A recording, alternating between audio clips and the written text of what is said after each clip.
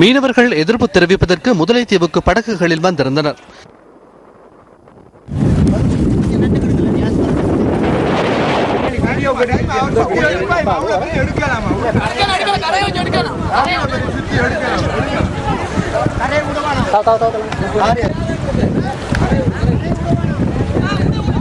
மின் விநியோகத்திற்காக தீவுகளில் மின் கம்பங்களை அமைப்பதால் கிளப்பு பகுதி பாதிக்கப்படுவதாக மீனவர்கள் சுட்டிக்காட்டுகின்றனர். எங்களை கடலில் நாங்கள் கடந்த 2.5 வருஷமாக பெரும் போராட்டத்துக்கு மத்தியில் நாங்கள் தொழில்காரங்கள் போராடிக்கிட்டு இருக்கிறோம். அப்படி இருந்தோம் நாங்கள் அரசாங்கத்துக்கிட்ட பல கோரிக்கைகள் நாங்கள் கொடுத்தோம். கரையால் போகிறதுக்கு நாங்கள் பல வழிகள் கொடுத்தோம்.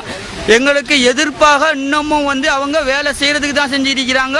அரசாங்கம் எங்களை பாதுகாக்க வேண்டியும், அரசாங்கம் எங்களை அழிக்க கூடாது.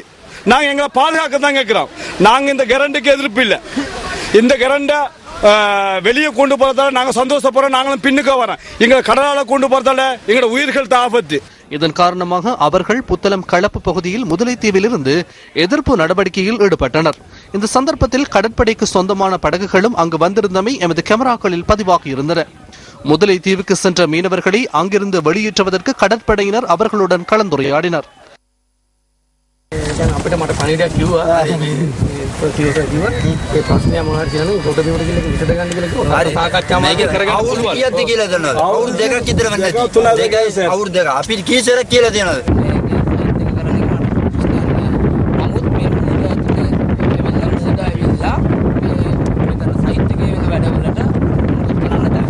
தீவில் நிர்மாண பணிகளுக்காக வந்திருந்த அதிகாரியொருவர் மீனவர்களிடம் கேள்வி எழுப்பியதை அடுத்து அங்கு எதிர்ப்பு தெரிவிக்கப்பட்டது.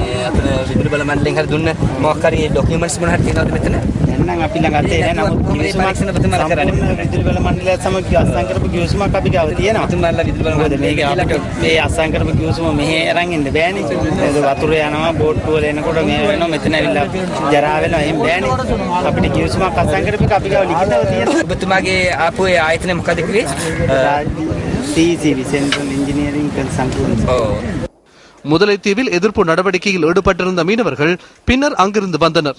பின்னர் அங்கிருந்த மீனவ கிராமத்திற்கு வந்திருந்த அதிகாரிகளுக்கும் மீனவர்களுக்கும் இடையில் முருகல் நிலை உருவாகியது.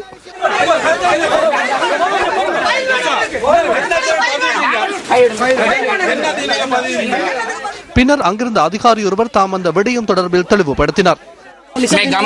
ගමට මොනවරි සංවර්ධන වැඩසටහනක් කරන්නයි අනිත් එක එක ගෙවල් වලට මොනවරි තියෙන අඩුපාඩු ටික හොයාගෙන ඒගොල්ලන්ට මොනවරි උදව් කරන්න අපි පුදුමාගේ නම තනතුරයි මොකද්ද මම HM රිස්වාන් කමියුනිටි මොබිලයිසර් ரீஅவேக்கனிங் ப்ராஜெக்ட்.